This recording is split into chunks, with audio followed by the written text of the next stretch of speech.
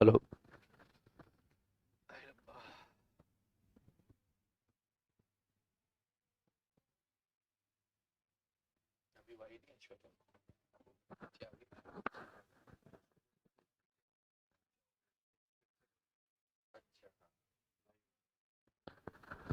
Hello जी।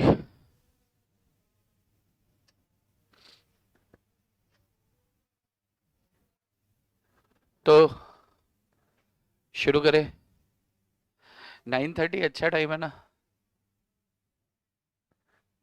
भाई। सुबह उठने के बाद वैसे भी अपन कुछ करते तो है नहीं। जय श्री कृष्णा। Good morning. जय श्री कृष्णा जी। भाई सुबह उठ के वैसे भी अपन कुछ करते नहीं है अलावा रेडी होने के और इधर निकलने के लिए। तो दिस टाइम इज गुड। और 15-20 मिनट आपको ट्रैवल में भी लगता है तो नींद भी उड़ जाती है। मैं तो यहीं पास में ही घर लिया हूँ तो मेरी तो नहीं उड़ती। मैं तो 2 मिनट में यहाँ पहुंच जाता हूँ।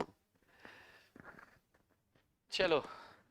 तो कल आप लोग बहुत मस्ती कर लिए हो। बहुत नाचे हैं चिंगम वाले लोग। तो और बाकी कल एब्सेंट कौन था?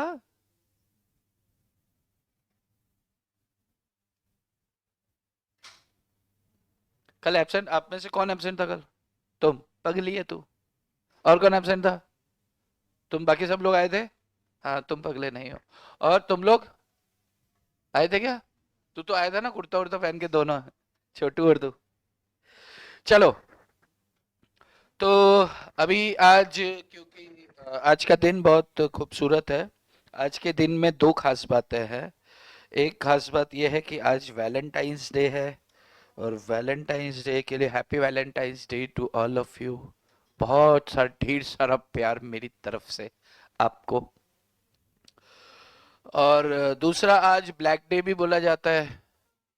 ब्लैक डे क्यों बोला जाता है? क्योंकि आज पुलवामा के कुछ वो कुछ अटैक हुआ था। RDX 40 जवान शहीद। ऐसा कुछ हुआ था। आज का ही दिन था। हाँ।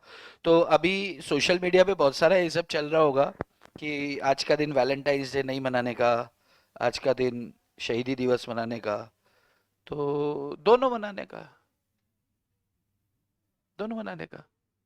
भाई शहीदी दिवस है आपको बिल्कुल थोड़ी देर के लिए सोचना है। भाई किसी भी दिन को सेलिब्रेट करने के लिए अपन कुछ करते हैं ना। तो कुछ करने के लिए हमें ये समझना चाहिए कि यार वो क्यों हुआ था। जिस दिन हम उसके पीछे समझने को जाएंगे ना तो फिर जो ये हल्ला करते हैं ना कि शहीदी दिवस मनाओ उनकी खुद की पोले खुल जाएंगी। एक। दूसरा। भाई अपन ये वैलेंटाइंस डे के लिए कुछ तो करते हैं। हाँ तो करना बिल्कुल। पर तुम्हारी तो अटेम्प्ट अभी सिर पे है। जिसकी नवंबर अटेम्प्ट है ना तुम्हारा नवंबर है कि अभी है? हाँ तो ये वैलेंटाइंस डे तुम्हारे लिए नहीं है। ये वैलेंटाइंस डे तुम्हारे लिए नहीं है। तुम सिर्फ आज शहीदी दिवस मनाओ। ये तो ब्लैक डे है तो आज हमने स्क्रीन पीछे ब्लैक रखी है। और फिर अभी थोड़ी देर में हम मनाएंगे क्या? Class day. आज हमारा क्लास डे भी है। ओके। तो शुरू करें जी। आवाज आ रही है आपको? कोई एक अंगूठा दे देगा मैं मान लूंगा आवाज आप तक पहुंच रही है। Good morning ji. Good morning. Good morning Vaishnavi. Ishta. नहीं रिचा। प्रशांत भाऊ। अनीता जी। निधि। शुरू करें? आवाज आ रही है? हाँ ना कर दो भाई। मेरी आवाज मुझे तो लग रहा है कि जा रही है।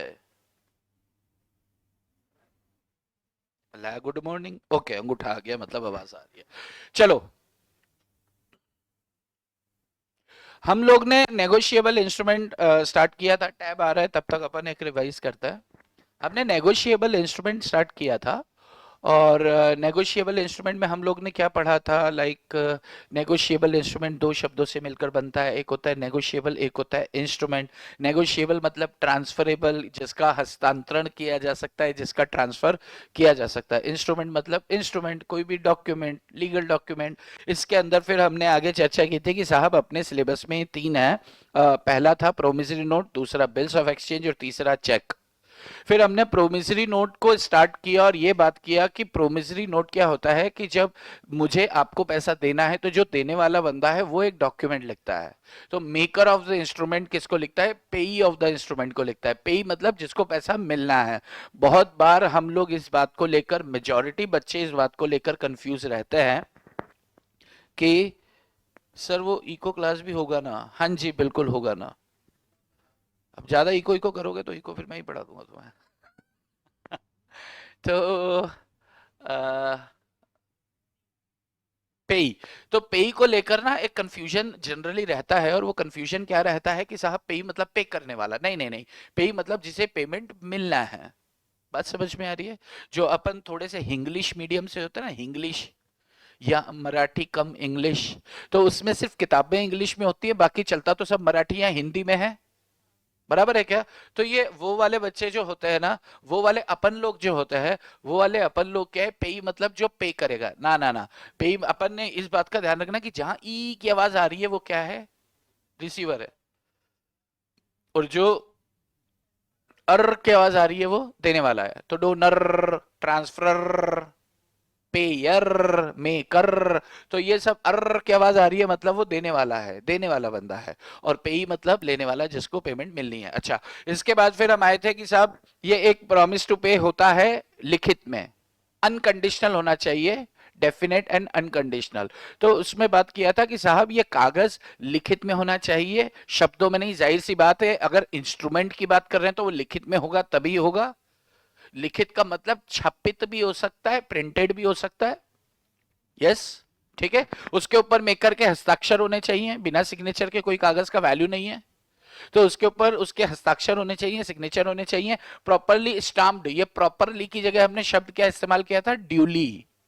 It must be duly stamped, it must be duly stamped, मतलब इस पे स्टाम्प, रेवेन्यू स्टाम्प जो है वो लगा होना चाहिए। न सिर्फ लगा हो बल्कि कैंसिल भी होना चाहिए। तो एक बच्चे का ये डाउट था, एक बच्चे का ये डाउट था कि साहब ये जो रेवेन्यू स्टाम्प है, एक बच्चे का क्या डाउट था कि जो ये रेवेन्यू स्टाम्प है, कल अपन शायद लेने से भूल गए, मैंने डाउट उसका लिया था कि अगर आपने कैंसिल नहीं किया तो क्या ही फर्क पड़ेगा। देखो, मैंने आपको एक प्रोमिसरी नोट, जाहिरा करके बच्ची थी वो, तो उसका सवाल था, तो मैंने जैसे आपको एक प्रोमिसरी नोट लिख के दिया, उस पे स्टाम्प टिकट लगा दिया।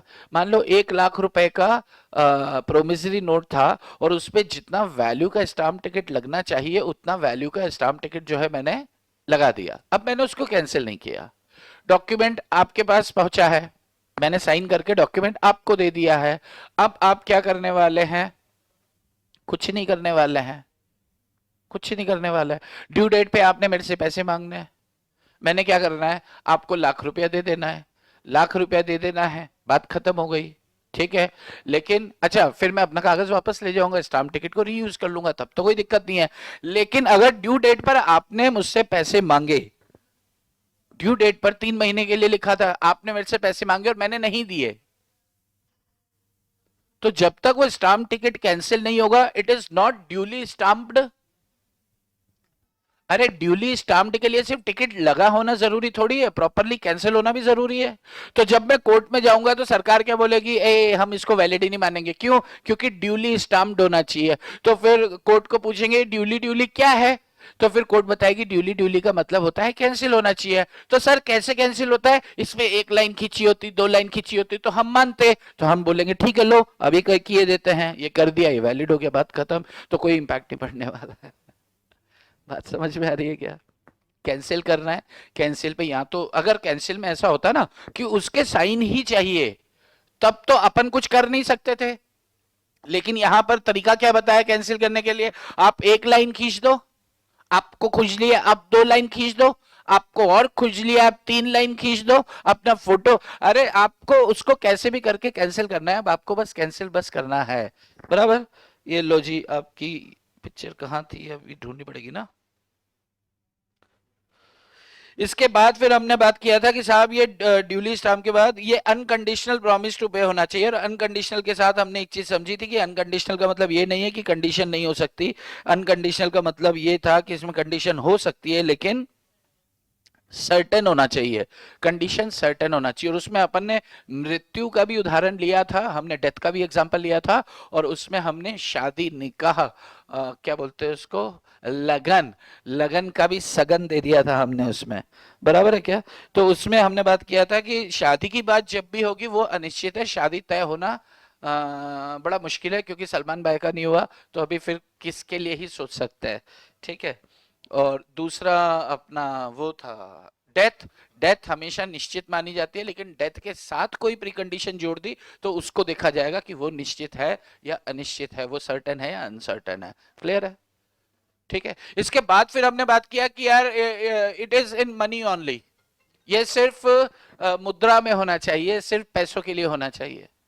हमने तब बात किया था कि यार पैसे के साथ में घोड़े की भी बात कर रहे तो घोड़ा नहीं चलेगा, सिर्फ पैसा चलेगा। बराबर।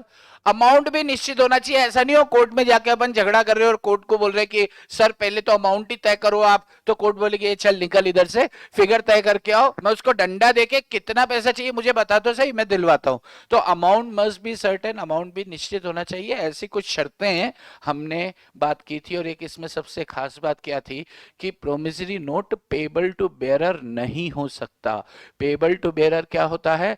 करेंसी नोट होता है। अपन ने नोट लिए थे 400-500 रुपए के, 400 के नहीं, 500 रुपए का, 100 रुपए का, 50 रुपए का, कोई भी नोट होता है तो नोट के ऊपर एक एक डिक्लेरेशन होता है अपने गवर्नर साहब का। और वो डिक्लेरेशन क्या होता है? आई प्रॉमिस टू पे the bearer of such documents ₹50 only. 50 रुपए मैं धारक को, धारक मतलब जो उसे धारण कर रहा है, मैं धारक को 5,000, 5,000 नहीं, 50 रुपया, 500 रुपया, 100 रुपया नोट पे लिखा होता है।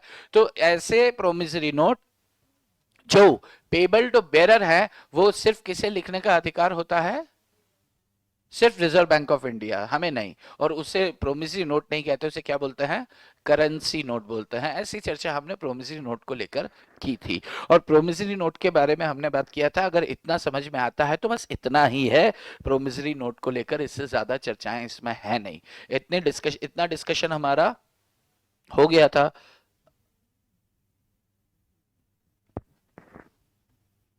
तुमको डांस की पड़ी है कल की?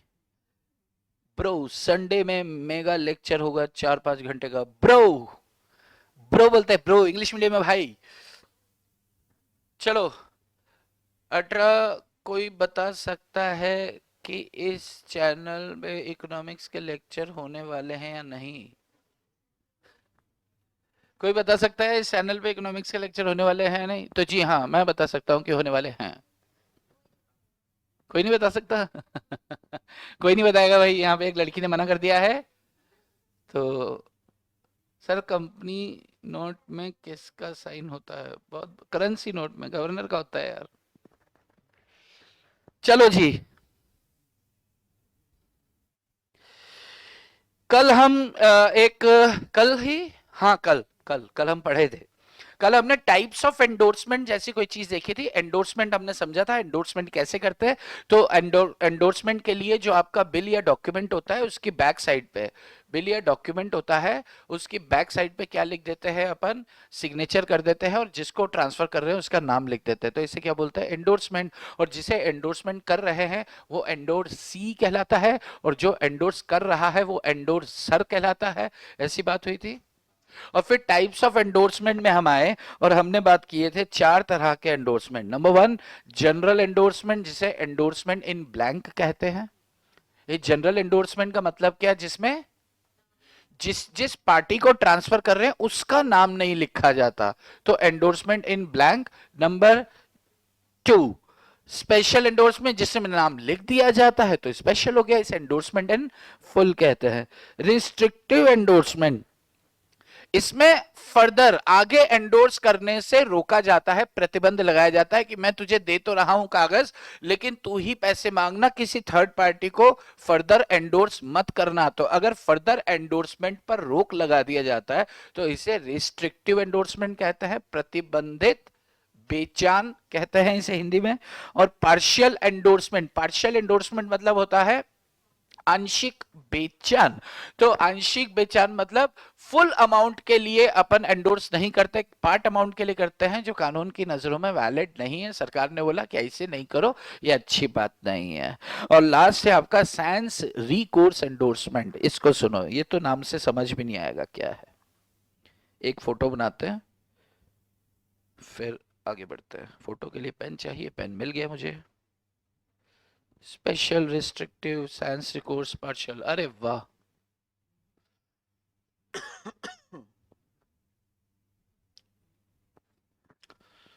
सर करेंसी नोट में किसका साइन होता है? मेरा होता है, ठीक से देखे नहीं आप। आप देखना मेरा साइन दिखेगा वहां। चलो, तो हाय कोमल, आ गई तू? लेट आई ना? चल, पाप लगेगा तुमको भी बेटा। जैसे अपन बोलते हैं ना कि तुमको, तो ऐसे इधर उधर देखता है कि यार ये मुझे ही कह रहे हैं क्या। हाँ भाई साहब, आप कोई कह रहे हैं, आप सेलिब्रिटी हो रखे हो। चलो, अपन बात कर रहे थे साइंस रिकोर्स। साइंस रिकोर्स, जैसे ए ने बी पर एक डॉक्यूमेंट लिखा है और ये लिखकर एक्सेप्ट करके वापस दे दिया है कि भाई साहब 5,000 रुपए 3 मंथ्स के अंदर पे करो। पे करो, हाँ पे करो। इसमें ड्रॉअर ऑफ इंस्ट्रूमेंट कौन है? ये भाई साहब हैं। ड्रॉई कौन है? ये है। जिस दिन ये चैप्टर खत्म होगा ना, देखना आप लोग में से 60% लोगों का ये खत्म होगा। 40% के फिर भी डाउट्स रह जाएंगे। डाउट्स इसलिए रह जाएंगे क्योंकि आप पूछेंगे ही नहीं डाउट्स। और आप जैसे ही मैं बोलूंगा समझ में आया क्या, आप बोलोगे हाँ, तो फिर मैं, मेरी गलती नहीं है फिर यार उसमें, मैं अपने एंड पे एक चीज को 3 बार ले रहा हूँ, ठीक है ना? तो फिर पाप तो तुम्हें ही लगेगा, पाप के भागी सिर्फ तुम होंगे, उसमें मेरा कोई रोल नहीं होगा। ए ने सी को ट्रांसफर किया, सी ने डी को ट्रांसफर किया, डी ने ई को ट्रांसफर किया, ई ने एफ को ट्रांसफर किया, एफ ने जी को ट्रांसफर किया। अभी जी क्या है? होल्डर ऑफ इंस्ट्रूमेंट है। जी किसके पास पैसे मांगने जाएगा? बी के पास पैसे मांगने जाएगा। और बी क्या करेगा? पैसे देगा कि भगा देगा? भगा देगा, क्योंकि अगर बी पैसे दे देगा तो पिक्चर ही खत्म हो जाएगी। मान लो बी ने पैसे दे दिए तो इंस्ट्रूमेंट वहीं डिस्चार्ज हो जाएगा, खत्म। अरे हाँ, लेकिन अगर बी ने पैसे नहीं दिए हैं, अगर बी ने पैसे नहीं दिए तो क्या होगा कि ये अपनी प्रायर पार्टी से मांगेगा।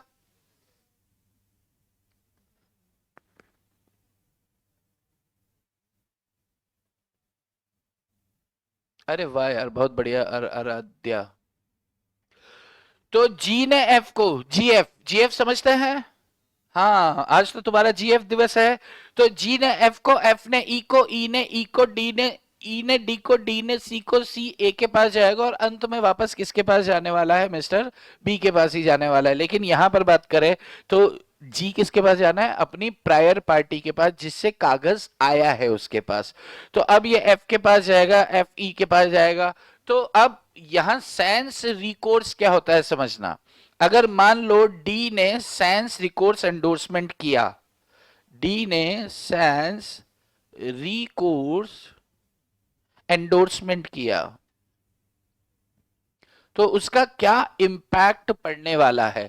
उसका इम्पैक्ट ये पड़ने वाला है कि डी जो होगा अपनी लाइबिलिटी से, डी जो होगा अपनी लाइबिलिटी से डिस्चार्ज हो जाएगा।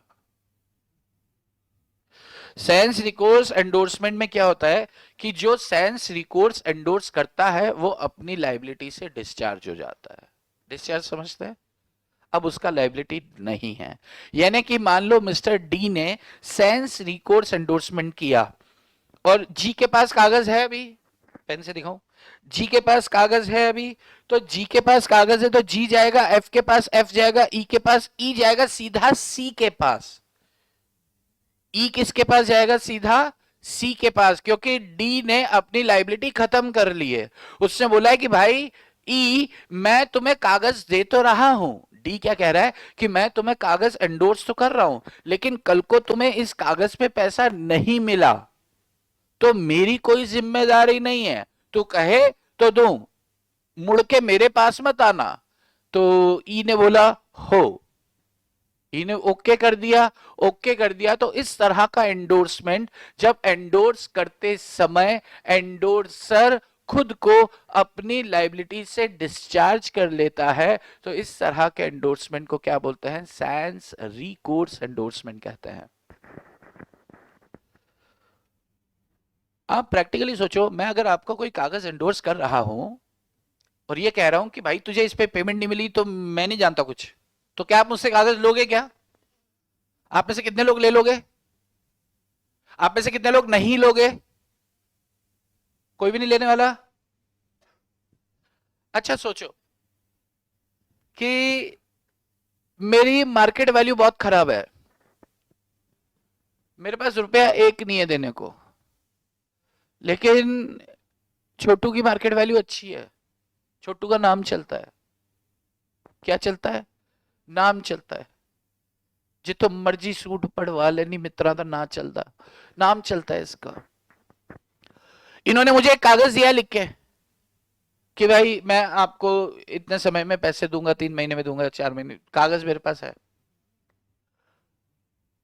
ऋषि, क्या नाम है, ऋतिक, ऋतिक मेरे पास आया कि मेरे पैसे दो पैसे दो, मैं इसको 2 साल से टल्ले मार रहा हूं, मैं बस देता हूं, परसों देता हूं।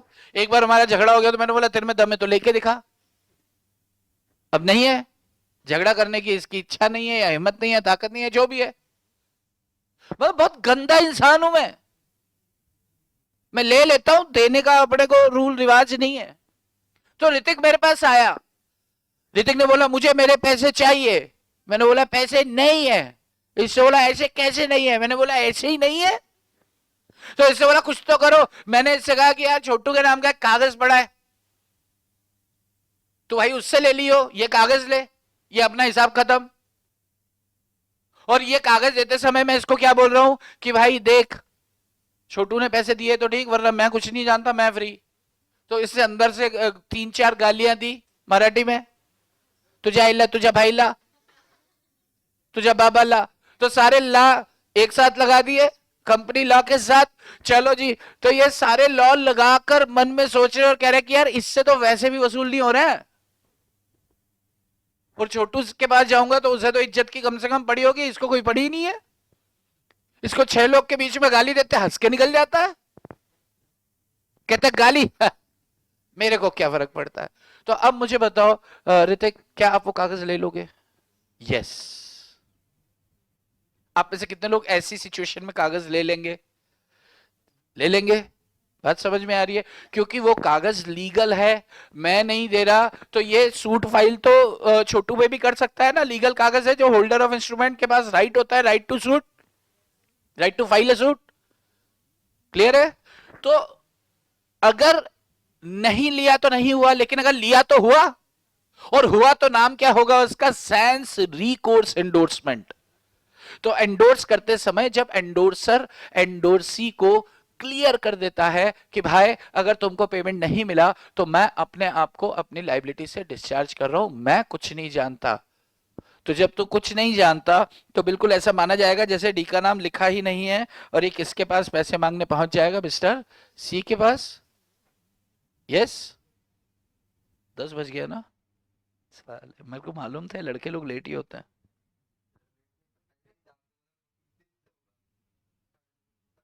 मैंने कहा था कल, आज 15 है क्या?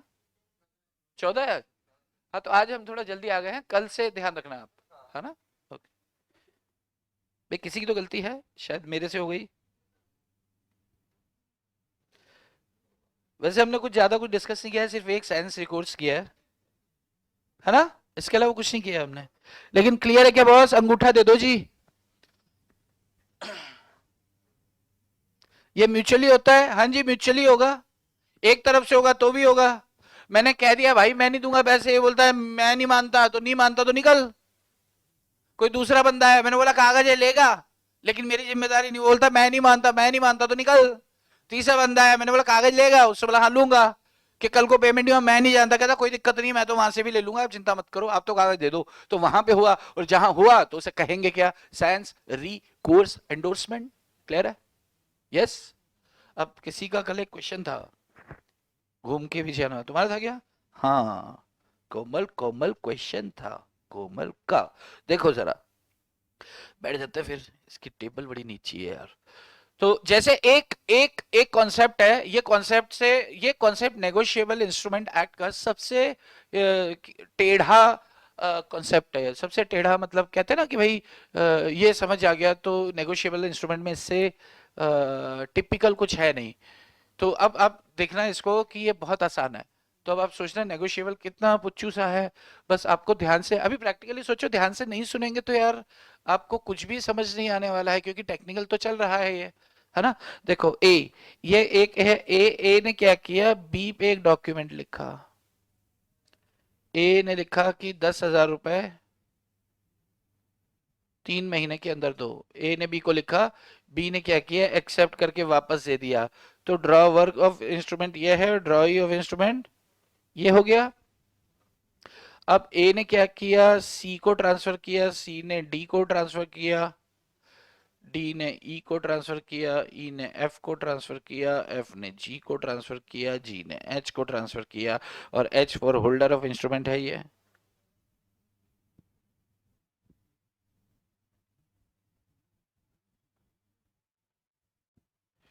होल्डर ऑफ इंस्ट्रूमेंट है। एच क्या है, होल्डर ऑफ इंस्ट्रूमेंट है।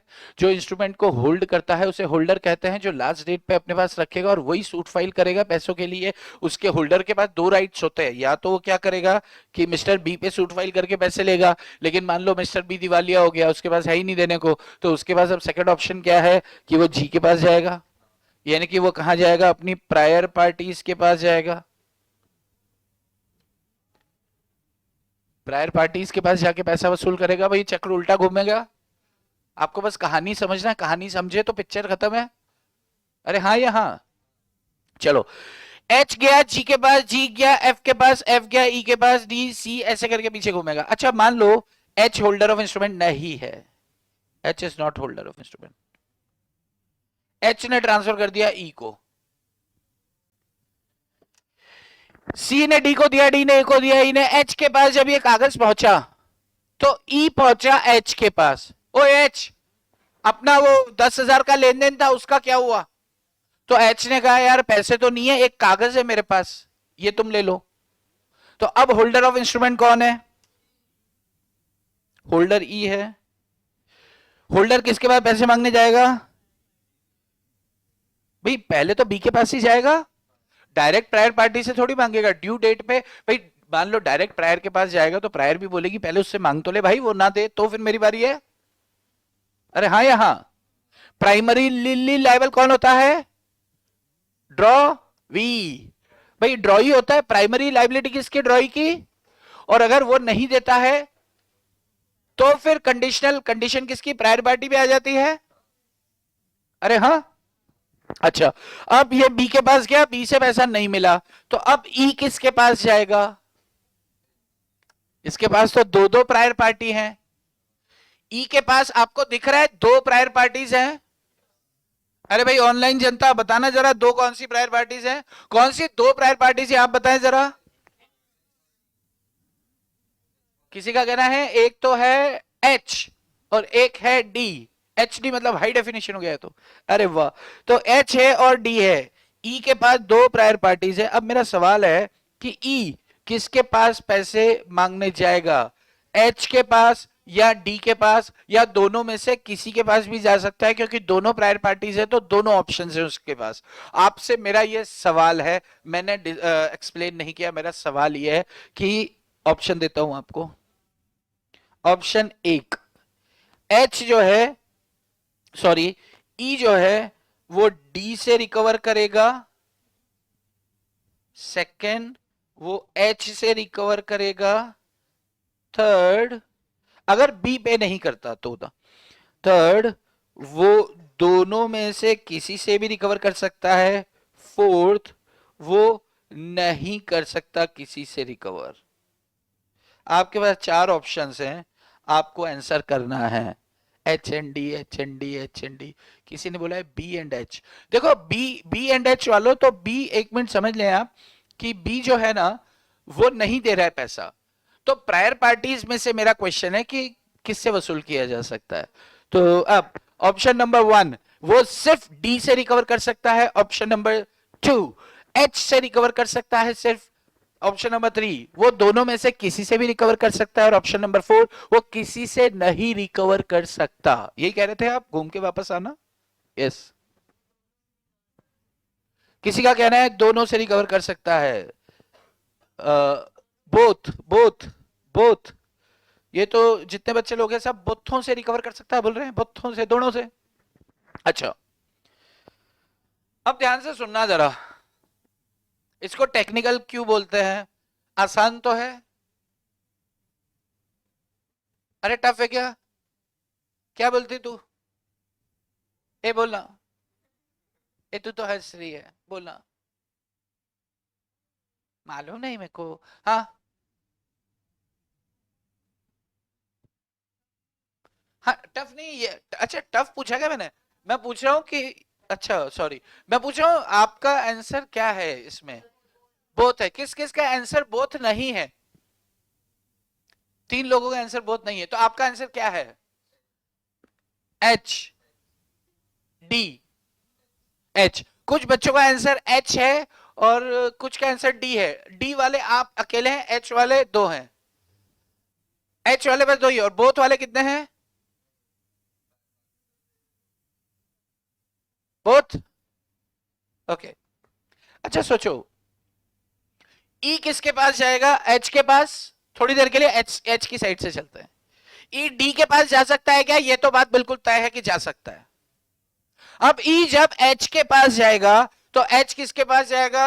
जी के पास। जी किसके पास जाएगा? एफ के पास। एफ किसके पास जाएगा? ई के पास। यानी कि कागज घूम के वापस ई के पास ही आ रहा है, तो ई टाइम वेस्ट क्यों करेगा? अरे उसी कागज पे उसे पैसे लेने हैं और उसी कागज पे एफ को पैसे देने भी हैं। तो अगर कागज घूम कर वापस किसके पास आ रहा है? ई के पास ही आ रहा है, तो क्या ई इतना टाइम वेस्ट करेगा क्या? ई क्या करेगा? सीधा किसके पास जाएगा? डी के पास जाएगा। ई किसके पास जाएगा? सीधा डी के पास जाएगा। तो अपन इसको ऐसा बोल सकते हैं कि जब, अच्छा इस सिचुएशन को क्या बोलते हैं? Negotiation back. इसको क्या बोलते हैं? नेगोशिएशन बैक हुआ है। किसके पास हुआ है? ई के पास हुआ है। तो जब भी नेगोशिएशन बैक होता है ई के पास, जब भी नेगोशिएशन बैक होता है ई के पास, मतलब किसी भी पार्टी के पास, तो उसकी सब्सीक्वेंट पार्टीज, ई की सब्सीक्वेंट पार्टीज कौन है? एफ, जी, एच। ई सब्सीक्वेंट मतलब बाद वाली, प्रायर मतलब पहले वाली। तो जिसके पास भी नेगोशिएशन बैक होता है उसकी सब्सीक्वेंट पार्टीज अपनी लायबिलिटी से डिस्चार्ज हो जाएंगी, क्योंकि कागज घूम के उसी के पास आने वाला है। यानी कि एफ भी डिस्चार्ज हो गया, जी भी डिस्चार्ज हो गया, एच भी डिस्चार्ज हो गया। तो लायबल कौन होगा? सिर्फ और सिर्फ डी लायबल होगा। यानी कि ई किसके पास जा सकता है? सिर्फ डी के पास जा सकता है। तो ये जो बोथ वाला जवाब था, ये बोथ वाला जवाब हमारा जो है यहां पर सही नहीं उतर रहा है। कितने लोग को क्लियर है? आपको समझ में आ रहा है कहां गड़बड़ है अपनी, कहां गलती हुई? एच वालों आपको समझ में आ रहा है कि सिर्फ एच के पास अगर अपन सोच रहे हैं तो प्रायर पार्टीज तो दोनों है, ठीक है। उसकी इच्छा है किसी के भी पास जाए, लेकिन अपन ने घुमा के देखा कि यार डी के पास जाएंगे तो जा सकते, क्या एच के पास जा सकते, तो वहां से घुमा के देखा कि भाई एच के पास जाएंगे। एच किसके पास जाने वाला है? जी के पास जाने वाला है। जी एफ के पास जाने वाला है। एफ ई के पास जाने वाला है कि यार एक कागज है, इसकी मुझे पेमेंट करनी है, जरा देना। तो ई बोलेगा अच्छा ठीक है जाने दो, वो आगे बढ़ जाएगा। बात समझ में आ रही है? यस, क्लियर है। तो यहां पर जो है ई के पास नेगोशिएशन बैक हुआ है, और जहां से नेगोशिएशन बैक होता है उसकी सब्सीक्वेंट पार्टीज अपनी लाइबिलिटी से डिस्चार्ज हो जाती हैं। Subsequent parties in case of negotiation back, nego back to a party, all subsequent parties will discharge from, बहुत गंदी राइटिंग है ना, समझ आ रहा है क्या? पर their liability। ये आपका कल वाला जो डाउट था, मैंने कहा था ना इसमें थोड़ा सा टाइम लगता है, देख लो जरा। आज कॉन्सेप्ट, कल लास्ट डे होगा कॉन्सेप्ट का। परसों से देखना चैप्टर बहुत बहुत अच्छे से और इजी में और स्पीड में खींचेगा। इवन कल से ही चालू हो जाएगा। चैप्टर स्टार्ट हो चुका है, ये बीच में कुछ ऐसे कॉन्सेप्ट्स हैं जो अचानक से घुस के आते हैं ना, जो चैप्टर को तंग करते हैं, तो वो अपन क्या कर रहे हैं कि पहले वो कचरा स्क्रैप साफ कर रहे हैं। लिख लो जरा। In case of negotiation back to a party, किसी पार्टी के पास अगर नेगोशिएशन बैक होता है तो all subsequent parties will discharge from their liability, अपनी लाइबिलिटी से जो सब्सिक्वेंट पार्टीज होंगी वो डिस्चार्ज हो जाएंगी। मैंने कहा था आपको अलग से कॉपी बनानी है, किस किस ने बनाई है? अलग से अलग से अलग से अलग से अलग से अलग से अलग से, बहुत बढ़िया, अलग से। अरे वाह, लौका है, वाह यार, मैं बेसिक करने आया था, ये तो मेरी हो गई। आप तो सब लेकर आए हो, हमारे टाइम में तो हम कभी ऐसे करते नहीं थे, लिफाफे बना के काम चलाते थे। चलो, क्लियर है बॉस? हो हो हो हो हो कोंबड़ी पलाली हो। चले, कोंबड़ी पलाली टंगड़ी धरून लंगड़ी घालाए लागली, सही है ना? हो। एसी बंद करना चालू करना, क्या बोल रहे हो आप? ठंडी लग रही है? हुआ? और इधर का चालू कर दूं? ये गपरे, गप ग, गपरे, गप ग, चलो, गप ग, गपरे, करे करे स्टार्ट, आगे बढ़े। अच्छा सुनो सुनो, मान लो नया फोटो बनाते हैं। बी पर ए ने जेड पर डॉक्यूमेंट लिखा, अब जेड पे लिखा करेंगे यार, है ना? क्योंकि किसी काम तो आता नहीं, बी तो बेचारा आगे सीक्वेंस तो पकड़ेगा। ए ने जेड पे कागज लिखा और 3 महीने बाद इसने 3 महीने बाद पेमेंट के लिए एक्सेप्टेंस मांगी और जेड ने एक्सेप्टेंस दे दिया है। अब ए ने बी को ट्रांसफर किया, देखो अब कितना अच्छा लग रहा है, बी आया, काम आया। बी ने सी को ट्रांसफर किया, सी ने डी को ट्रांसफर किया, डी ने ई को ट्रांसफर किया, ई ने एफ को ट्रांसफर किया, एफ ने जी को ट्रांसफर किया। जी मान लो होल्डर ऑफ इंस्ट्रूमेंट है अभी, जी को जेड के पैसे देने थे। मान लो डॉक्यूमेंट कितना का है, 20,000 का, 3 महीने बाद की बात है। जी को जेड के पैसे देने थे और किस्मत से 20,000 रुपए देने थे, तो जी गया जेड के पास, यानी कि इसने फाइनल एंडोर्समेंट जेड को कर दिया। तो जेड के पास क्या हुआ है, नेगोशिएशन बैक हुआ है। जिसके हाथ में एक बार कागज आया था, जिसके हाथ से निकला था, उसी के हाथ में जब वापस आता है, जिसके हाथ से निकला था, जेड के हाथ से निकला था कभी तो कागज, और उसी के हाथ में वापस आया, तो क्या इसे क्या कहेंगे, नेगोशिएशन बैक। ये नेगोशिएशन बैक किसके पास हुआ है, जिसका प्राइमरी लाइबिलिटी है, जो पार्टी प्राइमरीली लायबल है, उसके पास नेगोशिएशन बैक हुआ है। तो अब बी की सब्सिक्वेंट पार्टीज अपनी लाइबिलिटी से डिस्चार्ज हो जाएंगी। बी की नहीं, सॉरी, जेड की सब्सिक्वेंट पार्टी कहां से स्टार्ट होती है, ए से स्टार्ट होती है, यानी कि ए से लेके सब फ्री हो जाएंगे, सब क्या हो जाएंगे, डिस्चार्ज हो जाएंगे। सीन समझ में आ रहा है तो अंगूठा देना एक बार फिर से। पीडीएफ कब मिलेगी, बहुत जल्द मिलेगी, आज जीएफ ढूंढो, कल पीडीएफ देंगे। चलो, ये नहीं, वो पीडीएफ ठीक है, मतलब कुछ तो दो, तो पीडीएफ ही दे पाऊंगा मैं आपको, ठीक है? तो ये क्लियर है क्या बॉस? ये क्लियर है? यही आपका सवाल था, है ना? अच्छा आप सोचो, अपन ऐसा कह सकते हैं क्या कि अगर नेगोशिएशन बैक उस पार्टी के पास हुआ है जो प्राइमरीली लायबल थी, तो इंस्ट्रूमेंट ही डिस्चार्ज हो जाएगा। ऐसा हो रहा है जब सब फ्री, तो कागज सिर्फ कागज है।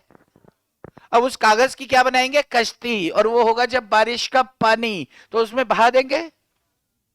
अरे हाँ, यहां तो अपन ऐसा बोल सकते हैं कि नेगोशिएशन बैक किसी भी पार्टी के पास होता है, ध्यान से सुनना, नेगोशिएशन बैक किसी भी पार्टी के पास होता है तो उसकी सब्सीक्वेंट पार्टीज अपनी लाइबिलिटी से डिस्चार्ज हो जाती है। लेकिन अगर नेगोशिएशन बैक किसी ऐसी पार्टी के पास हुआ जो प्राइमरीली लायबल थी पे करने के लिए, यानी कि ड्रॉवी ऑफ इंस्ट्रूमेंट के पास होता है, ड्रॉई के पास अगर नेगोशिएशन बैक हो जाता है तो ये इंस्ट्रूमेंट ही क्या हो जाता है, डिस्चार्ज ऑफ नेगोशिएबल इंस्ट्रूमेंट, यही मान लिया जाएगा, ठीक है ना। तो क्योंकि क्या है, कभी पढ़ते हैं ना कि यार यहाँ तो सब्सिक्वेंट पार्टी डिस्चार्ज हो रही थी, यहाँ पे इंस्ट्रूमेंट ही डिस्चार्ज हो रहा है। तो इंस्ट्रूमेंट कैसे डिस्चार्ज हो रहा है कि सारी ही पार्टीज फ्री हो रही हैं, तो कागज सिर्फ हवा देने के लिए रह गया, या फिर गोल करके कागज को कान का मैल निकालो, लेकिन और कुछ काम नहीं आने वाला है उसका। मुझे भी देखो, मैं भी हंसता हूं, है ना। चलो, क्लियर है क्या? ओके। अब इसमें ट्विस्ट डाले क्या? ये क्लियर है? टुच्ची सी बात है यार, है नहीं कुछ। भाई अगर मान लो कि इन केस ऑफ नेगोशिएशन बैक, यहां पे लिख दे क्या एक लाइन, इन केस। ये फोटो भी बनाते हो क्या आप? फोटो बनाओगे ना तो आपको अच्छा लगेगा, मतलब जब आप रिवाइज करोगे ना तो फोटो बनाया करो। In case negotiation back to a party primarily liable for such instrument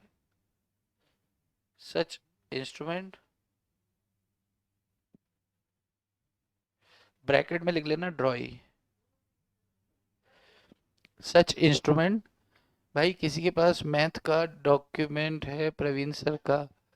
बहुत बढ़िया। प्रवीण सर हैं क्या कोई? Pranav sir.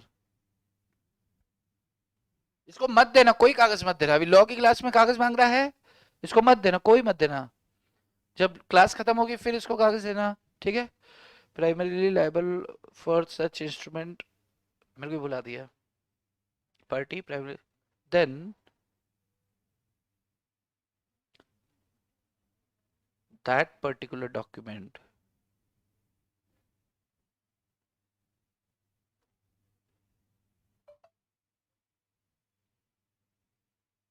negotiable instrument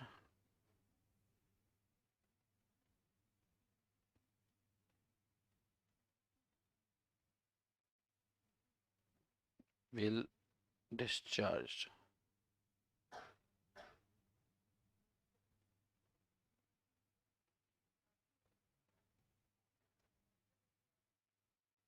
as all the parties all the subsequent parties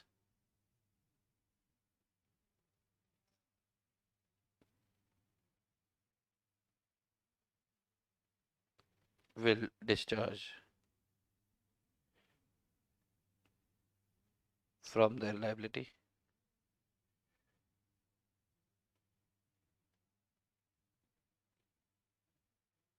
then there is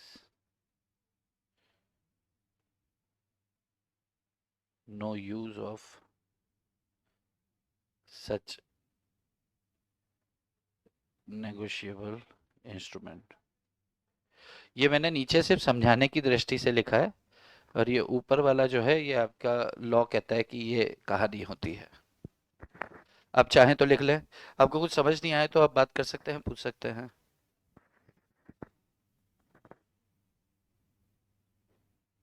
अब बताओ कि नेगोशिएबल इंस्ट्रूमेंट में ऐसा कहा जाता है कि भाई ये सबसे टेढ़ा कॉन्सेप्ट है, इसमें कुछ टेढ़ापन है क्या?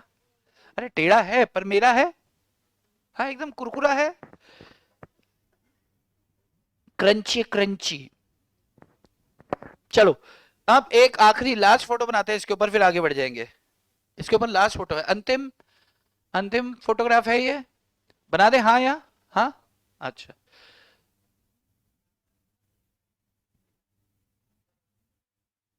कलम चल रही है।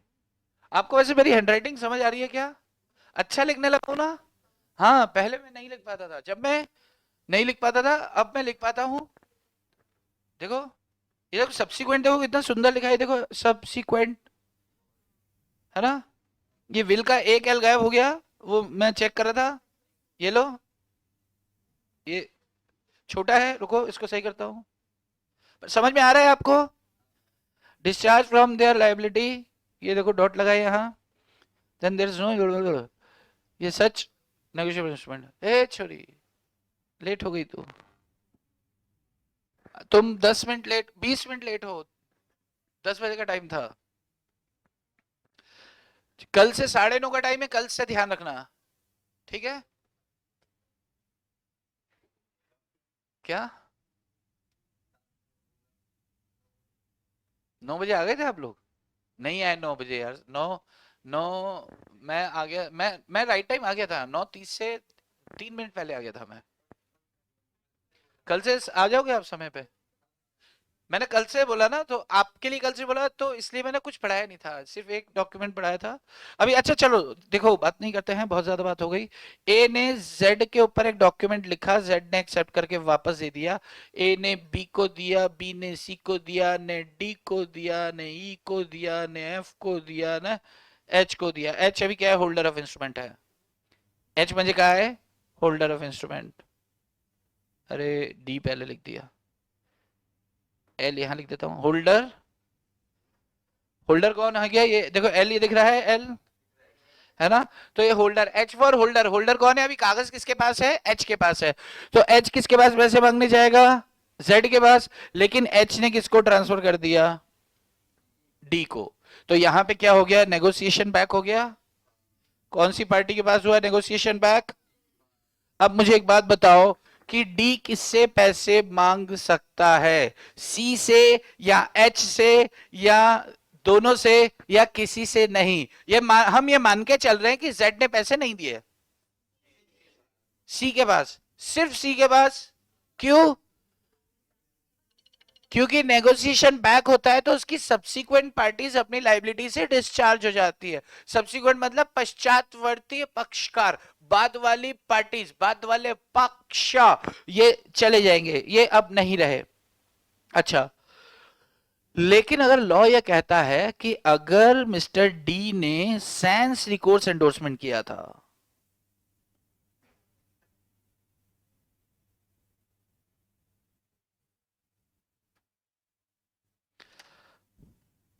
सुने, मिस्टर डी ने किया था सैंस रिकोर्स, यानी कि हुआ क्या होगा? ए ने बी को कागज दिया होगा, बी ने सी को कागज दिया होगा, सी ने डी को कागज दिया होगा। डी ने जब ई को कागज दिया तो क्या कहा होगा कि भाई ये कागज तुम्हें दे तो रहा हूं, कल को इस पर अगर पेमेंट नहीं मिलती है तो मैं जिम्मेदार नहीं हूं। यानी कि यहां पर डी ने खुद को लाइबिलिटी से डिस्चार्ज कर लिया। अरे हाँ, यहां फिर डी ने क्या किया? ई को दिया, ई ने एफ को दिया, एफ ने एच को दिया, एच से घूम के कागज किसके पास आया? डी के पास आया। अब सवाल मेरा है, मैं आपको ऑप्शंस दे रहा हूं, आप अपना समय लेना, फोटो चाहिए फोटो बना लो। मैं आपको ऑप्शंस दे रहा हूं। एक ऑप्शन है, दो, हम ये मान के चल रहे हैं कि जेड ने पेमेंट नहीं की है, तो फिर मिस्टर डी किस पर सूट फाइल करेगा? ऑप्शंस हैं, ध्यान से पहले सुनना, रुकना, सोचना समझना, और फिर आप जवाब देना। जवाब देना, सोचना समझना, फिर रुकना, ऐसे नहीं, सीक्वेंस बराबर फॉलो करो। मिस्टर डी सी से पैसे वसूल कर सकता है, सी ओन ली, या फिर एच ओन ली, या फिर सी एन एच, दोनों में से किसी से भी ले सकता है, या फिर none of above, of above, of above. आपके पास 4 ऑप्शन है, आपके पास 30 सेकंड का समय है, पहले सोचें और उसके पश्चात आप क्या कीजिए? जवाब दीजिएगा।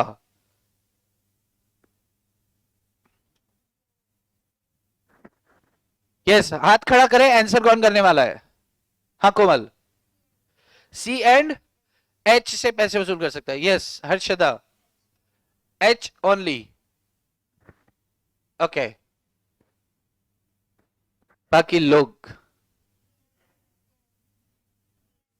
सी एंड एच। हाँ, अब तो हो गए ना बाकी, मतलब जिन्होंने आंसर नहीं किया। यस,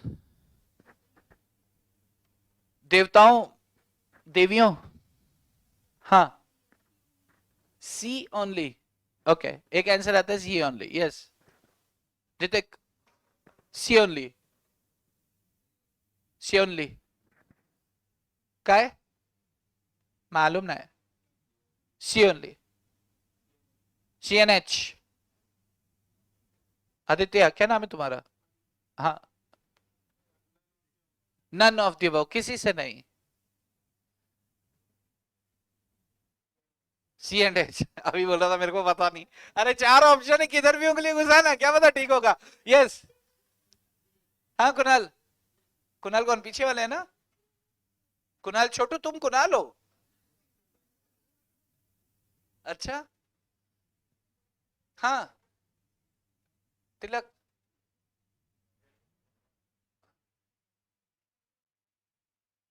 सी, नाम क्या तुम्हारा?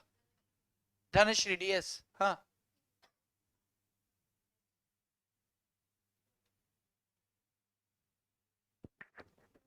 सी।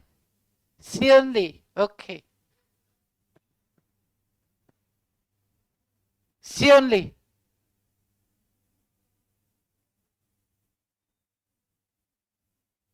तीन बार पूछूंगा तो तीन जवाब देगी क्या? किसी का कहना है डी। वाह। वाह भाई वाह। ये ये अब पता है डी आंसर किसने दिया है? जो मैथ के नोट्स मांग रहा था ना। तो यही करोगे आप, लॉ के उसमें बैठ के मैथ के नोट्स मांगोगे तो आंसर डी नहीं आएगा तो क्या आएगा? बहुत बढ़िया। डी तो ऑप्शन में भी नहीं है मेरे भाई। Option none of the above. हाँ। कितने लोग का जवाब है सी ओनली? हाथ खड़ा करें। जोर से वाला हाथ खड़ा करें, दिखना चाहिए। हाँ। आप सभी को बधाई, आपका जवाब ठीक नहीं है। किसका जवाब है नन ऑफ दी अबव? ये भी गलत जवाब है। किसका जवाब है सी एंड एच दोनों? और किसका जवाब है एच ओनली? ओके। अब आंसर तो मेरे को भी पता नहीं है। चलो समझते हैं समझते हैं। ऐसे इसका पहिया घुमा के देखते हैं। अपने आप आंसर सामने आएगा, क्या पता सी वाले जो है वो ठीक निकले, है ना? देखो, डी किसके पास जाएगा? एच के पास। एच किसके पास जाएगा? एफ के पास। मान लो अगर एच के पास जा सकता तो क्या होता? एच के पास जाएगा, एच जाएगा एफ के पास, एफ जाएगा ई के पास, ई वापस डी के पास जाएगा क्या? नहीं। यानी कि क्या डी को उस पर पैसा देना है क्या? नहीं, डी को सिर्फ पैसा लेना है। जो कागज ई के डी के पास वापस घूमकर नहीं, अपन ने पहले वाले केस में क्या बोला था? नेगोशिएशन बैक जब आपके पास घूम के वापस आया तो लॉ क्या कह रहा है कि यार तुझे उस कागज पे पैसे चाहिए और तुझे देने भी हैं। तो अगर कागज वापस घूम के तेरे पास ही आ रहा है तो तू इतना टाइम वेस्ट क्यों कर रहा है? अभी यहां पर कागज घूम के डी के पास वापस आ रहा है क्या सेंस रिकोर्स के केस में? अरे भाई डी ने एच से मांगा, एच एफ के पास गया, एफ ई के पास गया, ई किसके पास? डी के पास जा सकता है क्या? नहीं, क्योंकि सेंस रिकोर्स हुआ है। तो ई किसके पास जाएगा? सीधा सी के पास। यानी कि डी के पास दोबारा घूमकर नहीं आ रहा, यानी कि अब उसके पास दोनों ऑप्शंस खुले हैं। तो H and C is right answer. Komal and Komal की मित्र, आप दोनों का जवाब। हाँ। मित्र मतलब फ्रेंड। तो मैत्री नाम है तुम्हारा?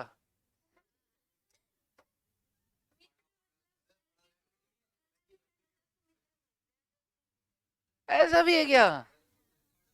अच्छा, मराठी में ऐसा होता है? चप्पल निकाल के मारना है इसको, है ना? ऐसा कैसे छोड़ो? ओ तुमने कितनी अच्छी बात बोली, ले नहीं छोड़ा। बड़ा आया। चलो। तो सी मैत्री बोलते, मैत्री। ओके मैत्री। मैत्री न। कब ग? कब ग? मैत्री न। हमारे गांव में तो मित्री बोल देते हैं यार। महिला मित्र का मतलब क्या होता है? गर्लफ्रेंड, है ना? महिला मित्र क्या हुई? गर्लफ्रेंड। पुरुष मित्र क्या हुआ? बॉयफ्रेंड। तो मित्र कॉमन वर्ड है, कॉमन यूज करते हैं। चलो। तो क्लियर है क्या?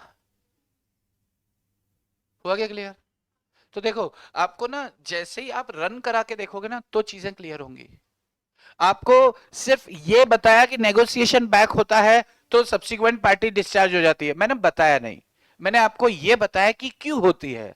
क्योंकि घूम के कागज उसके पास आ रहा है, इसलिए हो रही थी। तो आप अगर उस बात को भी ख्याल रखते कि यार घूम के इसके पास जब आ ही नहीं रहा है तो फिर क्यों होगी discharge? Yes.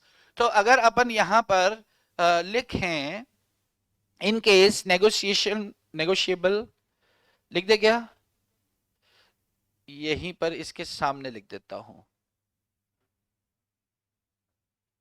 In case negotiation back to a party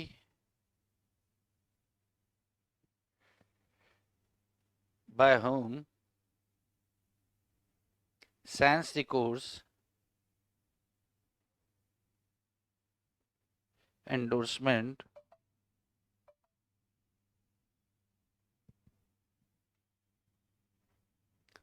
is done, then subsequent parties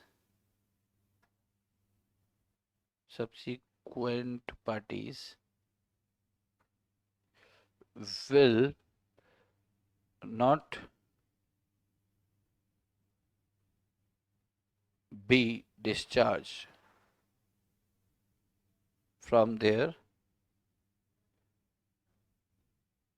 liability.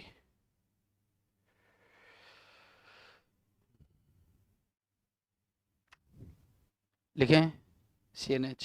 साक्षी, साक्षी आपका जवाब सही है, सिर्फ साक्षी का ही जवाब सही है। ओके, बहुत बढ़िया, साक्षी अलग है।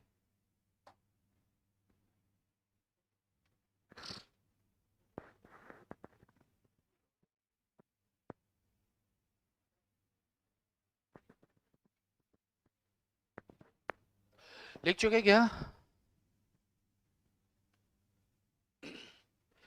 तो क्या बोल रही पब्लिक, आगे बढ़े? ये समझ आया क्या? अब ऐसा क्वेश्चन पूछूंगा तो आंसर, सही आंसर दोगे क्या? सही आंसर कैसे दोगे, इसको रन करा के देखना, एकदम से एकदम सट्ट से आंसर देने की जरूरत नहीं है। क्लियर? ओके, पब्लिक क्लियर हो क्या? चलो, मैं सब मान के चल रहा हूं कि आप लिख चुके हैं। नहीं लिखा? लिखो, एक बहन, आप लोग तब तक एक फोटो बना लो। ए ने जेड, जेड से वापस ए के पास आया, और ए टू एच तक का एक फोटो बना लो, ताकि फिर उसके ऊपर डायरेक्ट क्वेश्चन ले लेंगे। जो लोग लिख रहे हैं वो लिख लें। तुम लिख चुके हो, छोटू के बाजू में। तुम्हारा नाम क्या है यार? तुम भी आदित्य? कितने, दो ही आदित्य हो? तीन हो, तीसरा कौन है? अच्छा, तीसरा आया नहीं। तेरे को पता है। चलो, तीसरा आदित्य नहीं आया, आता है कि नहीं आता है? आता है, आज नहीं आया है ना? अब बोल रही है मेरे को क्या पता। बढ़िया ही। चलो, बड़ी आई मतलब क्या होता है? बड़ी मम्मी। आई मतलब मम्मी, तो बड़ी आई मतलब बड़ी मम्मी। आ गया आदित्य। तुम्हारा नाम क्या है? विश्वनाथ है? ये नहीं है, ये नहीं है। तो विश्व गुरु, आपको समय पे आना था ना।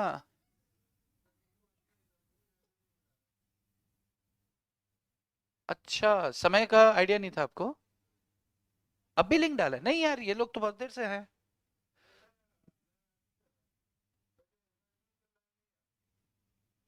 मैं 9:30 से चालू नहीं हूं।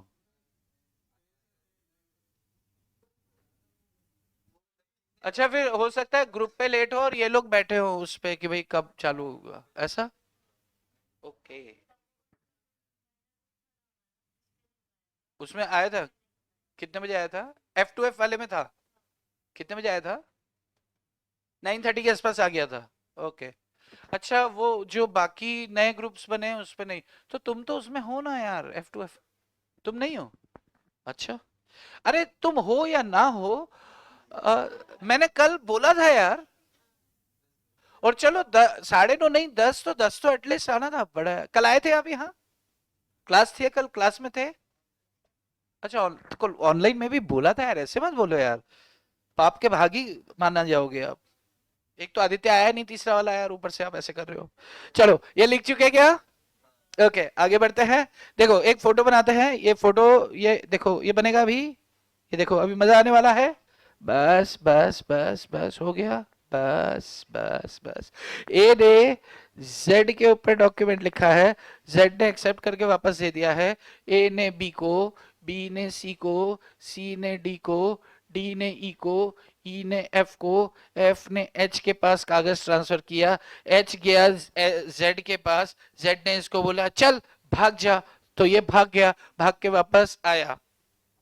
इतने में इसको पता चला अरे यार मुझे तो सी से भी पैसे लेने थे, इसने सी को डॉक्यूमेंट ट्रांसफर किया, यानी कि अभी होल्डर कौन है, सी है, होल्डर कौन है, सी।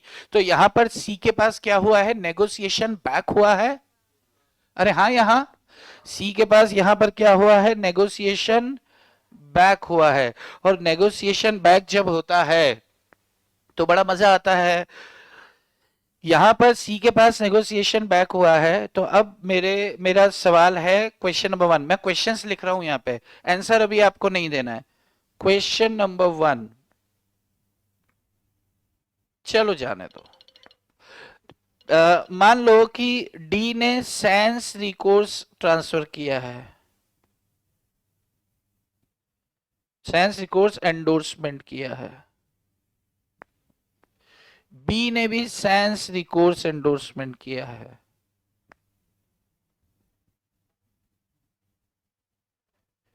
बी ने और डी ने सैंस रिकोर्स एंडोर्समेंट किया है। सैंस रिकोर्स आप समझते हैं, ठीक है। तो अब मैं आपको ऑप्शन ये नहीं दे रहा हूं। ऑप्शन सी क्या है, होल्डर है, सी होल्डर ऑफ इंस्ट्रूमेंट है, तो सी किस किस से पैसे वसूली के लिए जा सकता है। आपके पास ऑप्शन दे रहा हूं, चलो ऑप्शन दे देता हूं आपको, ऑप्शन दे रहा हूं, रुकना है, सोचना है, फिर जवाब देना, भक्क से जवाब नहीं दे देना। सुनो ऑप्शन दे रहा हूं, ऑप्शन पहले ध्यान से समझ लेना, ऑनलाइन जनता आप भी ऑप्शन देख लेना। सी किसके पास जा सकता है, तो पहला ऑप्शन है बी ओनली, सेकंड ऑप्शन है H only, B and H, A number 4, उसके बाद A B and H, option number 5 all parties, सभी के पास जा सकता है। Option number 6 none of the above, none of the above, none of the above। किसके पास जा सकता है सी पैसे मांगने के लिए, आपको सवाल क्लियर है क्या। हम ऐसे खुजली करते हैं, ऐसे खुजली करते हैं, फिर अपन अंगूठा मुंह में ले लेते हैं, तो इससे क्या होता है, सारी मैल मुंह में जाती है, ठीक है। तो मुंह में लेने के लिए आप सेंटर फ्रेश इस्तेमाल करें, क्या करें, सेंटर फ्रेश। सेंटर फ्रेश को अपन 3 बार यूज कर सकते हैं। और अधिक जानकारी के लिए क्या नाम है, संपर्क करें। थोड़ी सी चीनी कोलगेट वो 10 रुपए वाला रखो यार, 10 रुपए वाला, आप कितनी सेंटर फ्रेश रोज से यूज कर सकते हो, इतना हल्का टिपका डालना, चलती है 15 मिनट चलती है। और नहीं मानते तो पूछ लो अब जनता से, तो आंसर करना है आपको, किसी से भी नहीं ले सकता, किसी का कहना है किसी से भी नहीं ले सकता, आपका क्या कहना है। ऑप्शन की बात चल रही है, ऑप्शन ही पूछा मैंने। यस, तुम none none none none none none none none none none, okay, option none of the above, A and H तो ऑप्शन ही नहीं है, ए एंड एच, लेट्स से बोलो बोले। अच्छा चलो थोड़ी देर के लिए मान लो ऑप्शन नंबर 7 है योर ऑप्शन, योर आंसर, आपका ऑप्शन नंबर 7 है, यस। मतलब इनमें से कुछ नहीं, लेकिन मैं बताता हूं, यस, मेरा भी वही है, मैं अब क्या बोलूं, मेरा तो मन ही नहीं लगा, यस। सोच रही हो, सोचो, सोचा, अरे इतना सोच के बताने वाली बात थोड़ी है, वो तो थोड़ी देर बाद चालू होगी वो बात है, यस। हाँ हाँ, 7, क्या ऑप्शन है आपका, आंसर क्या है आपका, आप आंसर क्या देना चाहेंगे। किसी का कहना है ए ओनली, कितने लोग का कहना है ए ओनली, ए ओनली कितने लोग का कहना है, तुम्हारा नहीं है, बाकी सबका है।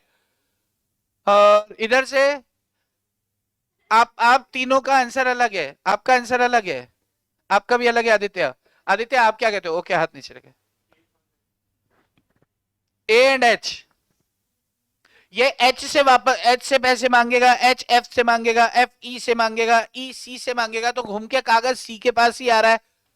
जब घूम के कागज वापस आपके पास आता है तो अपन क्या बोलते हैं? Subsequent party discharge. तो ये तो डिस्चार्ज हो गई ना। नेगोशिएशन बैक किसके पास हुआ है देखो आप, तो सी के पास वापस कागज आ रहा है घूम के, क्यों नहीं आएगा? देखो आप, एफ से ई के पास आएगा, ई से किसके पास जाएगा आदित्य? ई से किसके पास जाएगा? तो आ तो रहा है वापस। मैंने क्या बोला? घुमाकर देखोगे जवाब आएगा। और सेल्स रिकॉर्ड्स ऊपर नीचे है उसी पार्टी के पास जिसके पास नेगोशिएशन बैक हुआ है, उसी ने अगर सेल्स रिकॉर्ड्स किया होता तो दोनों ऑप्शन रहते। क्योंकि कागज घूम के वापस नहीं आ रहा है तो लॉ क्या बोलेगा?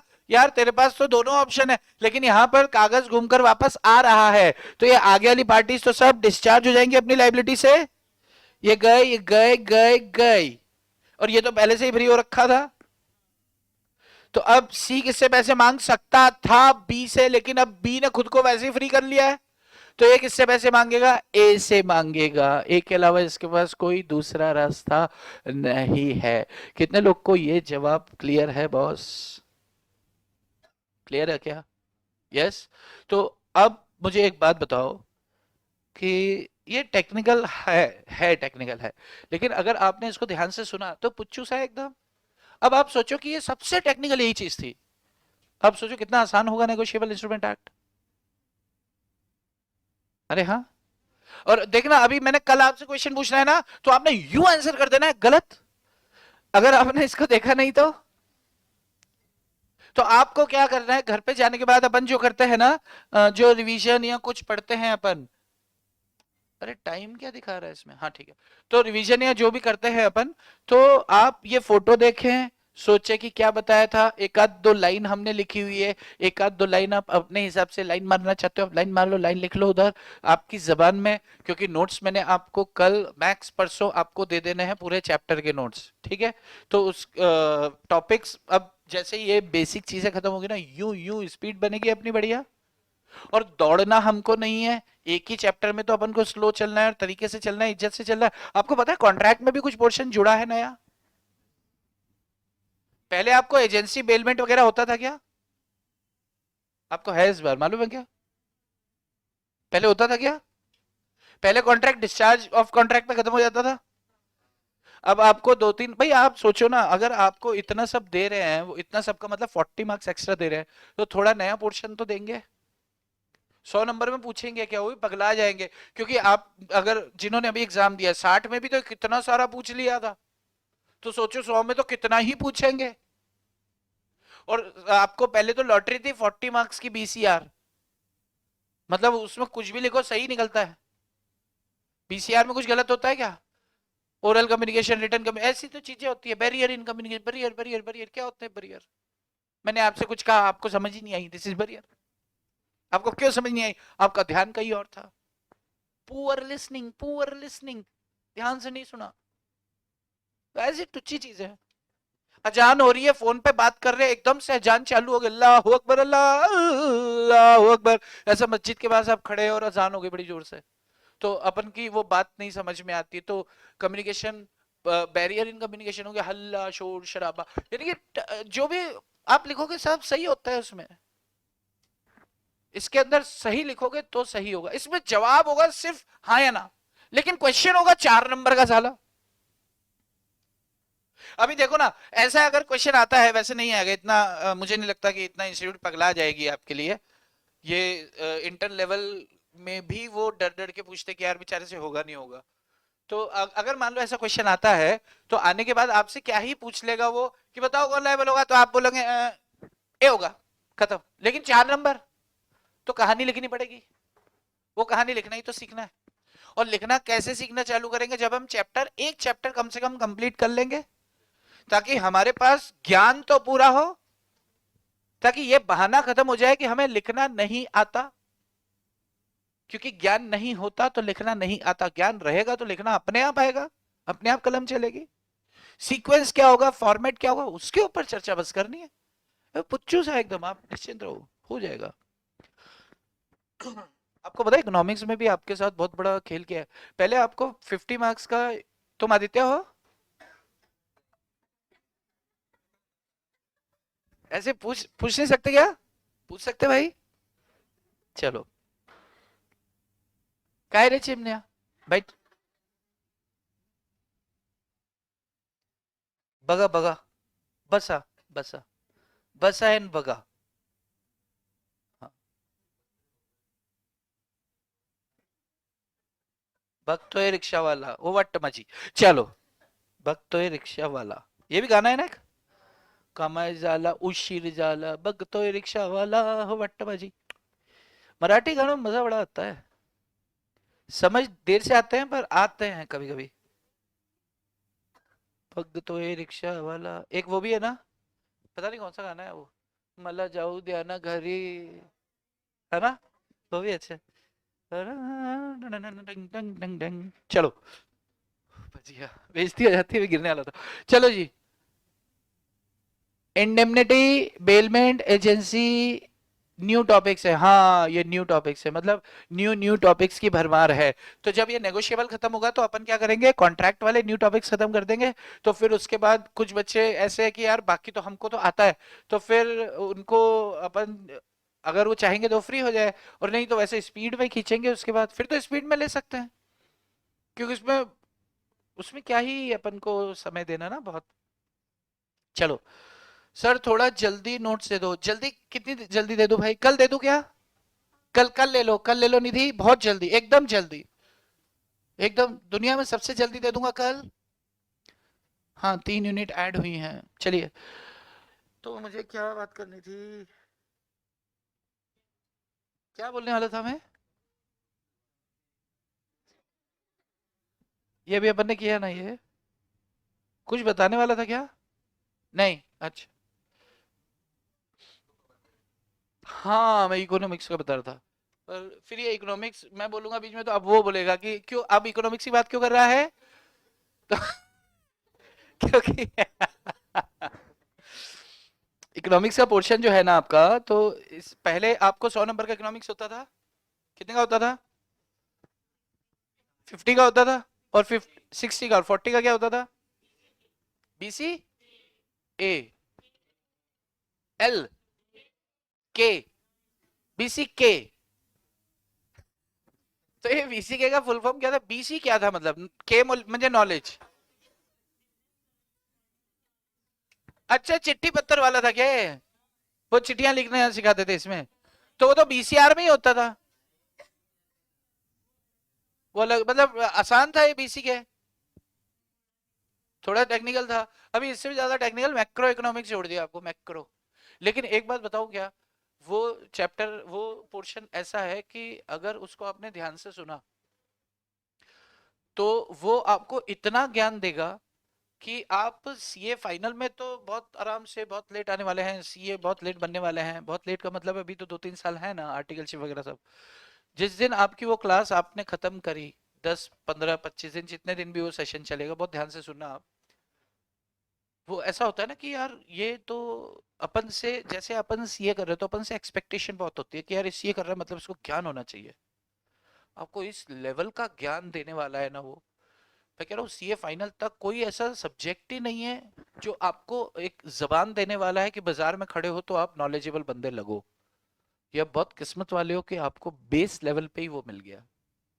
मतलब ऐसे किसी के बीच में बात करते हैं, जैसे जीडीपी की बातें होती हैं, इन्फ्लेशंस की बातें होती हैं, तो न्यूज सुनते हैं ना अपन, तो अपने को न्यूज समझ आएगी। आप सोचो, अपने को न सिर्फ समझ आएगी, अपन खड़े होके किसी के सामने होशियारी दिखा सकते हैं कि मुझे आता है।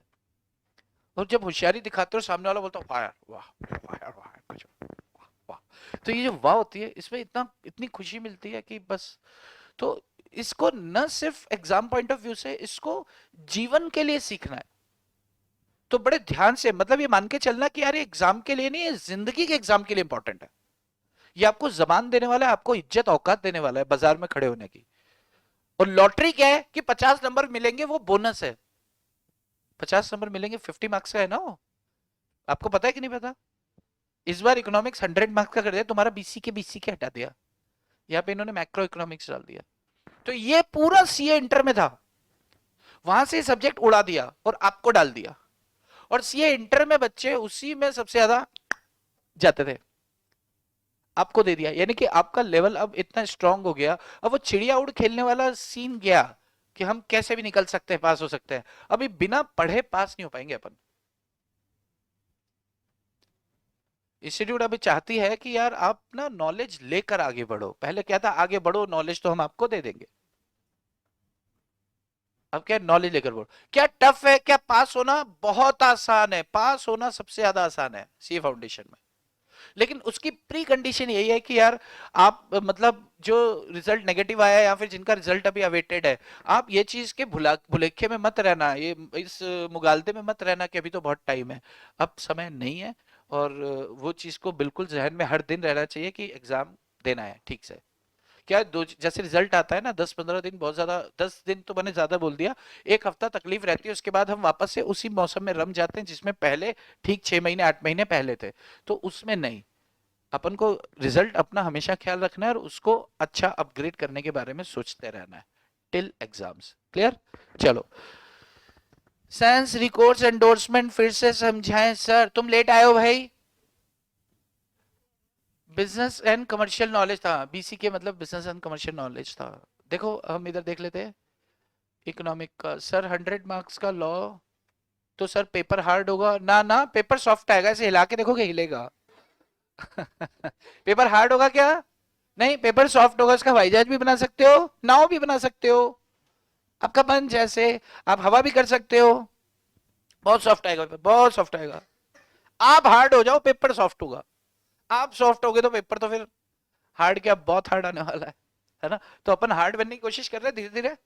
चलो, कलम ये रही, लिखो टाइप्स ऑफ।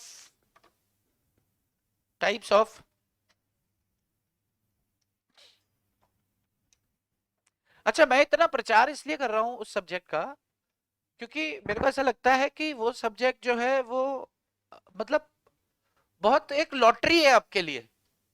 ये तो हो गई बातें, मैं क्यों प्रचार कर रहा हूँ, क्योंकि शायद वो मैं ही आपको पढ़ाने वाला हूँ। तो तो वो वाला पोर्शन जो नया ऐड हुआ है ना, मैक्रो, जो इंटर में कभी हुआ करता था, तो इंटर में अपन लेते थे उसको, तो अब वो एज इट इज आया है, तो वो एफएम से भी लिंक्ड है और बहुत सारी बाजारी चीजों से भी है। तो आप भूमिका बांध रहा हूँ कि भाई I will be the faculty of that particular area. तो वो 50 मार्क्स है, तो अपन को 150 नंबर का पढ़ना होगा, 100 का तो इधर और वो उधर। तो वो उधर करेंगे तब जब इकोनॉमिक्स का पहला पोर्शन खत्म हो जाएगा, ताकि क्या है कि थोड़ा सा ऊपर से टच करना पड़ता है, तो आपके लिए ताज़ा रहेंगी चीज़ें। तो आई जस्ट वांट कि छूना पड़ता है ना, कि देखो वो तुमने वो झूले में पढ़ा था ऐसा था ना, तो आप बोलेगे हाँ हाँ ऐसा था ऐसा था, कि मशीन के पैसे लगते हैं, कॉस्ट लगता है, लैंड का ऐसा कुछ होता है ना उसमें, कौन से फैक्टर्स होते हैं वो, मेरे को क्या पता। वो देखेंगे अपन, वो झूले उल्ले सारे बना के ना, वो झूले तो मैम आपको अच्छे से सिखाती है ना? सिखा चुकी? आपके झूले खत्म?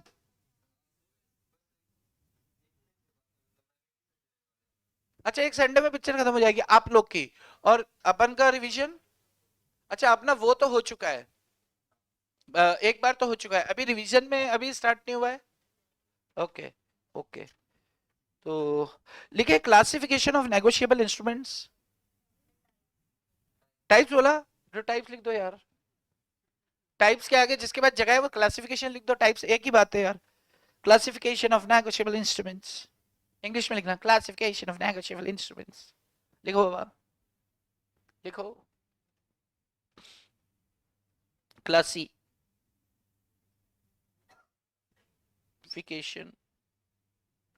ऑफ नेगोशिएबल इंस्ट्रूमेंट्स,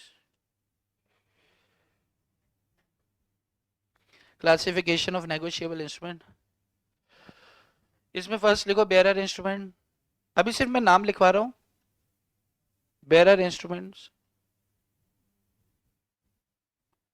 नंबर 2 लिखो ऑर्डर इंस्ट्रूमेंट।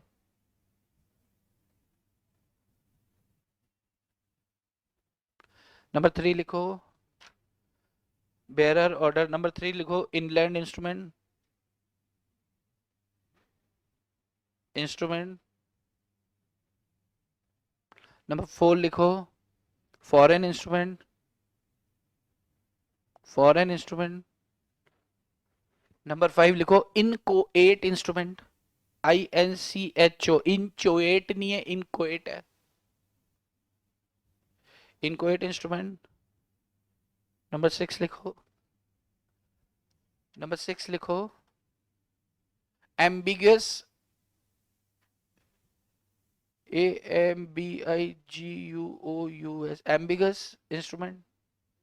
ये 6 इंस्ट्रूमेंट आपको सिलेबस में यहाँ होते देखो, और भी हैं अलग अलग टाइप्स, नाना प्रकार के होते हैं, लेकिन यहाँ पे दादा प्रकार के बोले हैं, तो आप नाना नहीं, आप दादा देख लो यहाँ। ये 6 तरह के इंस्ट्रूमेंट है। ये 6 तरह के इंस्ट्रूमेंट पे डायरेक्ट क्वेश्चन भी आता है, इनडायरेक्ट क्वेश्चन भी आता है। आता है तो मैं ऐसे बोल ही नहीं सकता ना, क्योंकि आपको तो पहली बार, लेकिन मैं ऊपर से देख के बोल रहा हूँ कि उसमें आता था कि बताओ बच्चों, बताओ नेगोशिएबल इंस्ट्रूमेंट का क्लासिफिकेशन बताओ, तो आप 1 2 3 4 5 6 लिखोगे और 2 2 लाइन सब पे लिख दोगे। आप ऐसा एक्सपेक्ट मत करना, इंस्टीट्यूट बहुत हरामखोर है, इतना आसान आपसे नहीं पूछने वाली है। अच्छा, अब बात करें कि साहब ये आपका, ये आप लिख लो। अच्छा, लिख लिख लिया। ठीक है, तेरे को नींद आ रही है ना बहुत? नहीं आ रही? अच्छा, bearer instrument, order instrument, inland instrument. Inland instrument का मतलब क्या, अभी कुछ मत लिखना, सिर्फ सुनना, क्योंकि इसको लिखवाने वाला हूं मैं कल पूरा। कल की डेट में ये वाला क्वेश्चन टेक्निकल पूछता है, यानी कि प्रैक्टिकल केस आता है तो आपको क्लियर होगा, डायरेक्ट पूछता है तो आपको क्लियर होगा। ठीक है, अभी सिर्फ छू के छोड़ रहे हैं, कल प्रॉपर छेड़ेंगे इसको। ठीक है, बेरर इंस्ट्रूमेंट मतलब हम जान चुके हैं बेरर क्या होता है। बेरर मतलब क्या, होल्डर ऑफ इंस्ट्रूमेंट ही ऑनर ऑफ इंस्ट्रूमेंट मान लिया जाता है, और जिसके हाथ में डॉक्यूमेंट उसका मालिक वही माना जाता है। बराबर। एंडोर्समेंट इन ब्लैंक कर देते हैं तो बेरर इंस्ट्रूमेंट हो जाता है, अपन ने बात किया था। अच्छा, ऑर्डर इंस्ट्रूमेंट जिसपे पार्टी का नाम लिखा होता है, खत्म। इनलैंड इंस्ट्रूमेंट ऐसा इंस्ट्रूमेंट जो भारत में लिखा गया है। इनलैंड इंस्ट्रूमेंट ऐसा इंस्ट्रूमेंट जो भारत में लिखा गया है। किस पर लिखा है, भारतीय बंदे पर लिखा है, या भारत में पेमेंट हो रही है। मैं नहीं, ये मैं बता रहा हूं अभी, मतलब और है, और 2 कंडीशन है, ये मैंने बताया अभी। अभी तो पूछने वाली आपकी वो है, अभी पूछ ही नहीं सकता ना, आपको पता ही नहीं कुछ, पूछूंगा तो कल। क्योंकि जब बेइज्जती होती है तो फैकल्टी को एकदम मजा आता है कि वाह इनकी बेइज्जती हुई है। तो आपको सीन समझ में आ रहा है। इनलैंड इंस्ट्रूमेंट मतलब ऐसा इंस्ट्रूमेंट जो भारत में लिखा गया, लिखा भारत में जाना चाहिए। किस पर लिखा, कहां पर पेमेंट होनी है, उसके ऊपर चर्चा करेंगे। अगर कोई टेक्निकल क्वेश्चन बनता है तो पहले 3 में से तीसरे वाले पे ही बनता है। फॉरेन इंस्ट्रूमेंट सबसे ज्यादा आसान, दुनिया का सबसे आसान इंस्ट्रूमेंट क्या होता है, फॉरेन इंस्ट्रूमेंट, क्योंकि इसकी डेफिनेशन में क्या बताया है, फॉरेन इंस्ट्रूमेंट बोले तो वो ऐसा इंस्ट्रूमेंट जो इनलैंड इंस्ट्रूमेंट नहीं है, वो क्या है, फॉरेन इंस्ट्रूमेंट। कितना आसान है। इनकोएट इंस्ट्रूमेंट मतलब इनकम्प्लीट इंस्ट्रूमेंट।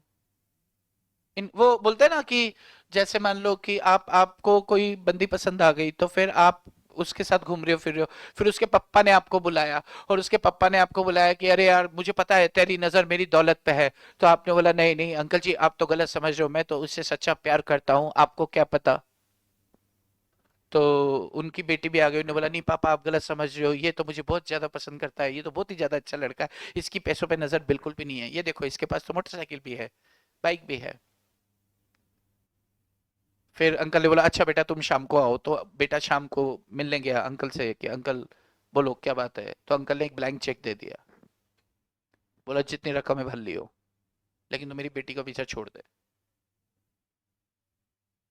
तो ऐसा इंस्ट्रूमेंट जो इनकम्प्लीट है उसे क्या बोलते हैं, इनकोएट। तो अंकल जी ने क्या दिया तुमको, इनकोएट इंस्ट्रूमेंट दिया, इनकम्प्लीट इंस्ट्रूमेंट दिया। बात समझ में आ रही है। आपका नाम लिख दिया, आपका नाम लिख दिया तो ये एंडोर्समेंट इन ब्लैंक तो नहीं हुआ। ऐसा इंस्ट्रूमेंट लिखा जो कंप्लीटली कंप्लीट नहीं है, तो कंप्लीटली कंप्लीट नहीं है वो किसी भी दृष्टिकोण से, अगर कंप्लीट नहीं है किसी भी क्राइटेरिया से, अगर कंप्लीट नहीं है तो उसे इनकम्प्लीट कह देंगे। और इनकम्प्लीट का मतलब क्या होता है, इनकोएट इंस्ट्रूमेंट होता है, हस्ताक्षर होने चाहिए उस पर, नहीं तो कागज ही किसी मतलब का नहीं है। बराबर। अंकल ने चेक बुक दे दी और चेक बुक फाड़ दी, मुंह पे मारी, ले ले जा, आपने देखे इतने सारे ब्लैंक चेक, आप घर ले गए, घर ले जाके आपने सब कुछ किया, फिर आपने चेक किया, ओ तेरी अंकल ने साइन तो किसी पे करे ही नहीं। तो तो अब वो चेक किस काम के हैं, उसको गोल करके क्या करो, कान में से मैल निकालो, और किसी काम नहीं आने वाले हैं, है ना। चलो, नेक्स्ट इज एम्बिगस, अपन बात करेंगे और क्या है एम्बिगस मतलब होता है एम्बिगस, एम्बिगस का मतलब क्या होता है? कुछ भी, अनिश्चित, अनसर्टेन। तो इसके ऊपर चर्चा करेंगे विद एग्जांपल। तो ये कुल 6 तरह के हम लोग क्लासिफिकेशन ऑफ नेगोशिएबल इंस्ट्रूमेंट जो टॉपिक में कवर होंगे। फॉरेन इंस्ट्रूमेंट मींस होता है ऐसा इंस्ट्रूमेंट जो इनलैंड इंस्ट्रूमेंट नहीं है। हम लोग इनके ऊपर चर्चा डिटेल में करने वाले हैं, और ये डिटेल में चर्चा कब करने वाले हैं? हम कल। क्योंकि अभी किसी को छेड़ देंगे ना, अरे आप फिर से पूछे हो, फिर से बता रहा हूं बेटा। फॉरेन इंस्ट्रूमेंट मतलब ऐसा इंस्ट्रूमेंट जो इंस्ट्रूमेंट वो नहीं है, क्या नहीं है?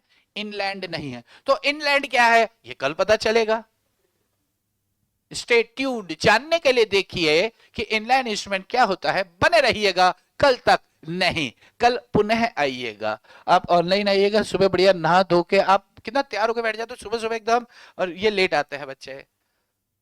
आपको तो कितनी मेहनत लगती होगी ना, ऐसे मोबाइल या लैपटॉप चालू किया बेड पे लेटने में, और ये ऐसे तैयार हो के इतना लेट आते हैं। तो आपको समय पे आना है, समय पे आना है। कुछ लोग पीछे के 5-7 लोग समय पे आए थे, बराबर है क्या? चलो, तो आज के लिए इतना ही रखे।